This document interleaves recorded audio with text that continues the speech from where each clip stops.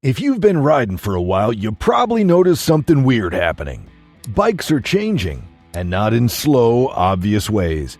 I'm talking about sneaky little shifts that creep up on you until one day you realize your local dealer doesn't stock anything with 4 cylinders, your jacket has more magnets than zippers, and your phone knows more about your ride than you do.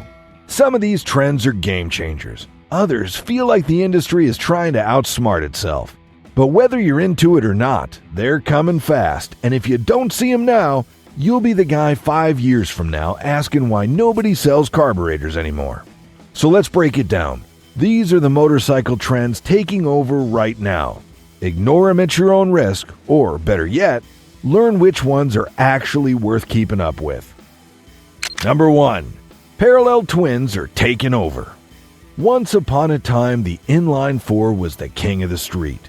Smooth, screaming, sexy. But these days, parallel twins are steamrolling everything. Yamaha's MT-07 kicked open the door, and now everybody's doing it. Honda, Suzuki, Kawasaki, even KTM with their own weird flavors. Why? Because they're compact, cheaper to make, and pack just enough punch to make you forget you're not on a leader bike. But don't mistake budget for boring. Modern parallel twins are torquey, responsive, and in some cases, downright rowdy.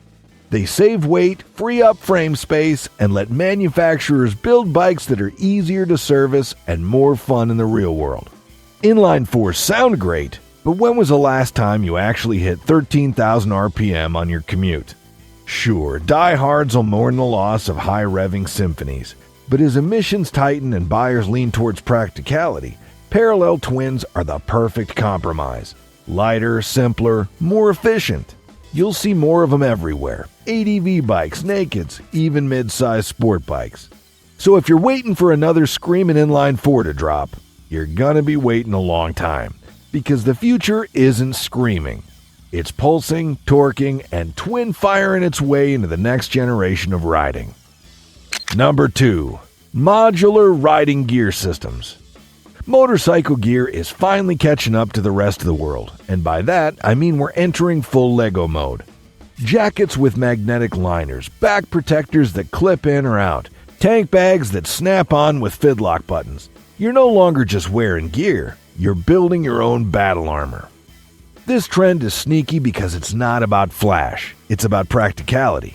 Riders want one jacket that works in heat, cold, and rain. They want gloves that layer, luggage that clips onto jackets or belts, helmets with modular mounts for lights, comms, visors, you name it. And the companies that get it, they're killing it right now. The real win here is flexibility. Touring one day, commuting the next, off-roading after that. Why buy 3 sets of gear when one modular kit can do it all? Plus, this kind of system makes it easier to upgrade individual pieces. Better armor? Snap it in. Heated liner? Zip it on. And yeah, it's got a bit of that tactical fantasy vibe. You feel like a post-apocalyptic courier loading out before hitting the wasteland. But that's part of the fun. The gear's getting smarter, and the riders who embrace it, they're riding longer, safer, and way more comfortably than the rest. Number 3. Electric is moving to performance, not just commuting. Electric motorcycles used to be scooter-shaped lawnmowers, silent, boring, made for people who thought 30 miles an hour was fast. Not anymore. These days, bikes like the Livewire, Zero SRS, and Energica Ego are delivering torque so instant, it makes gas bikes feel like they're waiting for permission to move. Here's what's changing. Electric is no longer just the eco-commuter's wet dream. It's moving into the realm of true performance. Track days, twisty roads, aggressive riding. And with fewer moving parts, no gears, and no delay between throttle and wheel spin, these things are weaponized lightning. You still get range anxiety and charging gripes, sure. But riders who have tried a proper electric sport bike will tell you, it's like a magic carpet ride with a rocket strapped to it. Instant response, smooth acceleration, and no vibration. Just pure, relentless forward motion. The tech's not perfect, but the attitude is shifting. Younger riders especially are starting to see electric as a lifestyle upgrade, not just a compromise. No clutch, no warm-up, no gas station stops. Just plug, twist, and rip. You don't have to like it, but don't pretend it's not coming. Electric's not knocking politely. It's kicking the damn door in and leaving burnout marks on your nostalgia. Number 4. Radar and AI rider aids are becoming standard. You used to need a $30,000 luxury touring rig just to get adaptive cruise control. Now, it's creeping into bikes like the Tracer 9 GT Plus and even some adventure tours. And it's not stopping there. Radar-assisted braking, lane change warnings, collision alerts. Your bike is becoming a co-pilot, whether you like it or not. The promise is safety. And yeah, for some riders, especially on long highway hauls, these tools can be helpful. But don't confuse helpful with perfect. AI rider aids are only as smart as their programming. They can misread a shadow as a car or hesitate when you need them to commit. And on two wheels, hesitation is dangerous. What's wild is how fast this is becoming normal. 5 years ago, this stuff was Jetsons territory. Now, new models are shipping with radar baked in, and you might not even realize it. It's not a question of if AI tech will be on your bike, it's when. The real concern, riders might start relying on it too much. A computer can help, but it can't replace awareness, experience, or instinct. Don't let all the tech fool you into thinking you're invincible. Because when the code glitches, it's still your collarbone that's going to snap, not the bike's. Number 5. Retro modern hybrids are exploding. Used to be that if you wanted a bike that looked cool, you had to give up modern performance. Not anymore. Manufacturers finally figured out that riders want the best of both worlds. Classic design with 21st century hardware. And now, retro modern hybrids are taking over showrooms like vintage gangsters and racing sneakers. Take the Triumph Speed 400, Royal Enfield's Interceptor 650, or Yamaha's XSR series. They're not your granddad's cafe racers. They've got fuel injection, ABS, traction control, but still rock round headlights, tuck and roll seats, and enough chrome to blind a deer. It's nostalgia without the carburetor headaches. Why does this matter? Because it's changing how people enter motorcycling. A lot of new riders don't want alien-looking sport bikes or dirt-flavored ADV tanks. They want style, identity, a bike that looks timeless parked outside a bar, but doesn't ride like it was built during the Cold War. These hybrids are also insanely moddable. You want to make it a scrambler, a brat bike, a cafe racer? Bolt-on kits and plug-and-play electronics make it stupidly easy now. So, if you're still turning up your nose at poser bikes, you're missing the point. These bikes aren't pretending to be old. They're proving that style and substance can finally share the same tank. Number 6. Dual sports and ADV bikes are replacing traditional touring. There was a time when touring meant dragging around 900 pounds of chrome, leather, and every kitchen sink Honda could bolt onto a Goldwing. But the new generation of riders? They'd rather skip the interstates and take the fire road. Enter the rise of dual sports and adventure bikes. Lightweight, tall, and ready for anything. Bikes like the Yamaha Tenere 700, Honda Transalp, and even the KTM 390 Adventure are eating into the touring segment like termites in an RV showroom. Why? Because people realized you don't need 1200 cc's and a recliner seat to cross the country. You just need comfort, range, and versatility. ADV bikes handle potholes better, don't flinch at gravel, and have riding positions that won't break your knees after an hour. And unlike old school tourers, they won't cry if you decide to hop a curb or detour through a campground. Manufacturers are catching on fast. Soft luggage, crash bars, USB ports, long travel suspension. It's all standard now. Riders want flexibility, not fragility. So yeah, touring isn't dead. It's just wearing Gore-Tex now instead of fringe leather. And it smells like trail dust instead of air freshener. If you're still waiting for the next big cruiser to drop, you're already behind. The new Road Kings are off-road capable. Number 7. Manufacturers are quietly killing off niche models. If you've been waiting for the next generation of your weird, low-selling favorite, I got bad news. It's probably dead. Or on life support in a dark corner of a warehouse in Japan. Manufacturers are trimming the fat. Hard. That quirky 650 Sport Tourer? Gone. The high-revving Super Sport that barely sold last year? Axed. The heavyweight cruiser with a cult following but zero new buyers under 50? Yeah, that's toast too. Why? Because in a world of rising production costs, tighter emissions laws, and buyers who'd rather finance a smartphone than a motorcycle, brands can't afford to build bikes that might sell. Even iconic names aren't safe. Honda, Suzuki, and Kawasaki have all quietly pulled the plug on models that didn't hit the numbers. And the new strategy's clear. Fewer models, broader appeal, maximum profit. It sucks if you're the kind of rider who likes owning the oddball bike in the group. But unless it sells in volume or fills a very specific market hole, it's probably getting the axe. So, what do? Either buy used while they're still floating around or adapt. Because the showroom of the future is going to be slimmer, more modular, and way less interesting unless you make your move now. Number 8. Smartphone-based dashboards are becoming the norm. Remember when the most advanced tech on your bike was a gear indicator? Now we've gone full smartphone symbiosis. Modern bikes are ditching traditional dashes in favor of app-based setups, where your phone becomes the brain, screen, and sometimes even the ignition key. On paper, this sounds slick. Real-time nav, music, call handling, tire pressure readouts, and ride data, all from your phone. Bikes like the KTM 390 Adventure and Yamaha R7 are shipping with full app integration. Some even coming with built-in phone mounts like it's standard issue. But here's the reality. If your phone battery dies, so does half your dashboard. If the app crashes, good luck accessing your trip meter or turning off ABS. And don't even get me started on Bluetooth pairings that randomly disconnect mid-ride or systems that only work with one brand of phone. This isn't about resisting tech. It's about knowing its limits.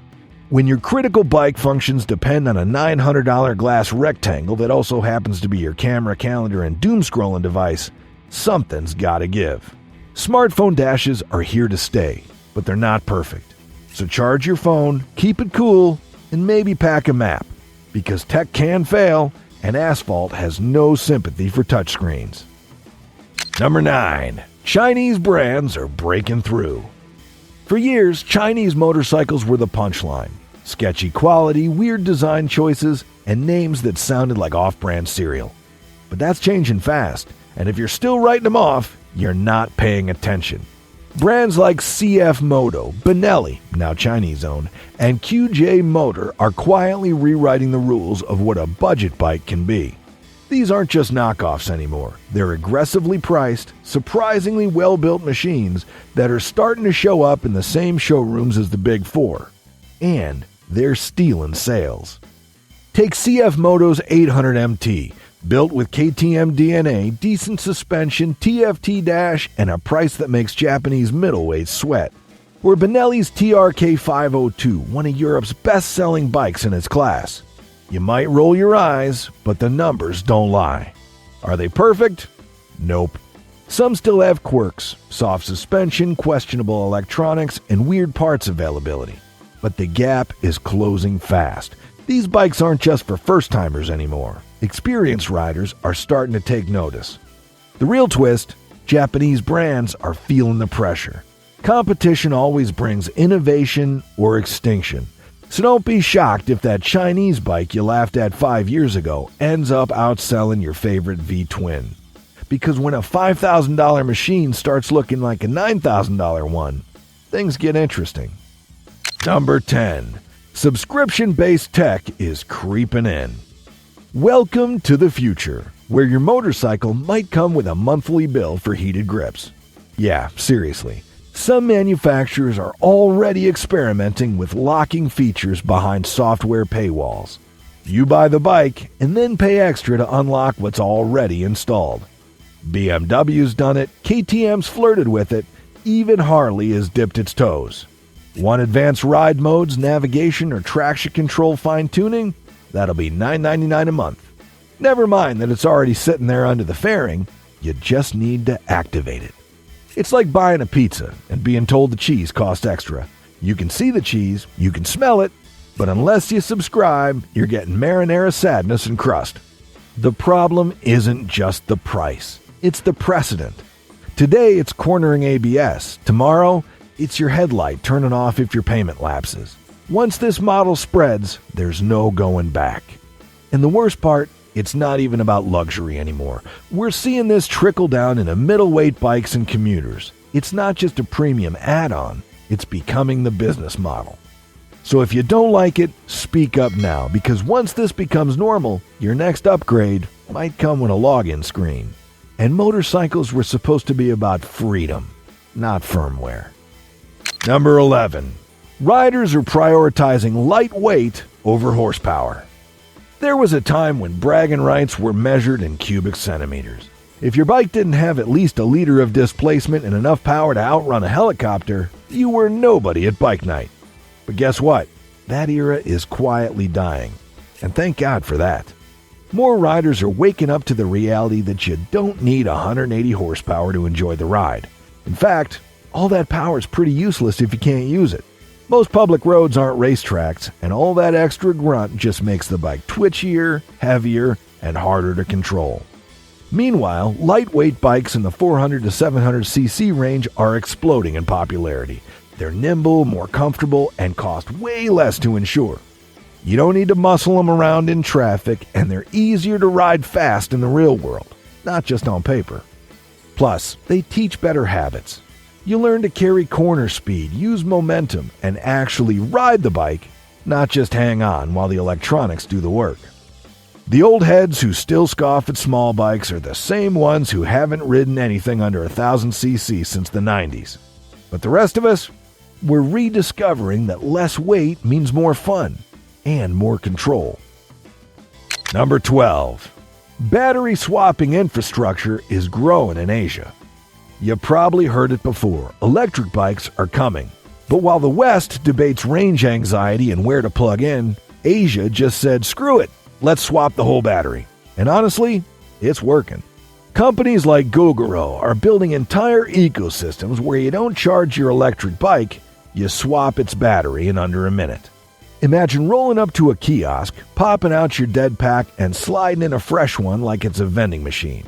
No cords, no waiting, no garage outlet needed. That's the future Asia is betting on, and they're miles ahead.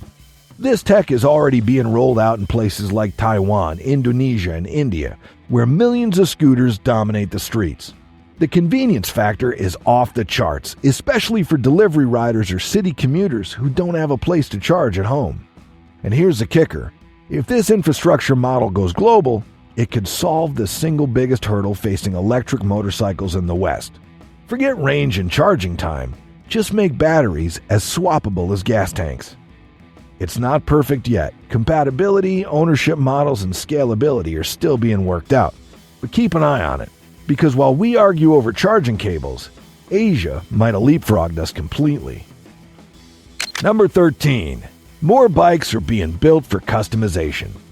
There was a time when modding your bike meant breaking out the Dremel, voiding your warranty, and praying to the gods of eBay. Not anymore. Today, manufacturers are finally catching on to what riders have always wanted. Bikes that are made to be personalized. We're seeing more and more models with bolt-on subframes, modular bodywork, plug-and-play electronics, and tail sections designed to swap with minimal tools. Some even come with wiring harnesses that practically invite you to add your own gadgets without frying the ECU. It's not just cool, it's smart business. Riders want bikes that feel like theirs, not carbon copies off the showroom floor. Look at Triumph's Scrambler series, Yamaha's XSR line, or the Royal Enfield 650s. They're basically platforms begging for creativity. Want a cafe racer? Done. Tracker? Easy. Weird Mad Max build with spikes and ammo cans? You do you, buddy. It's also a quiet rebellion against the cookie-cutter trend of past decades. Riders today are saying, give me a solid base, then let me make it mine. That demand is reshaping how bikes are designed from the factory floor up. Customization used to be a pain. Now, it's practically a built-in feature. And that's a trend worth jumping on. But whether you're pumped about radar cruise control or clinging to your carbureted thumper like it's a family heirloom, the key is this.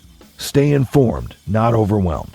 Trends aren't commandments. You don't have to follow every new tech or buy the latest modular jacket with 37 zippers and a Bluetooth toaster.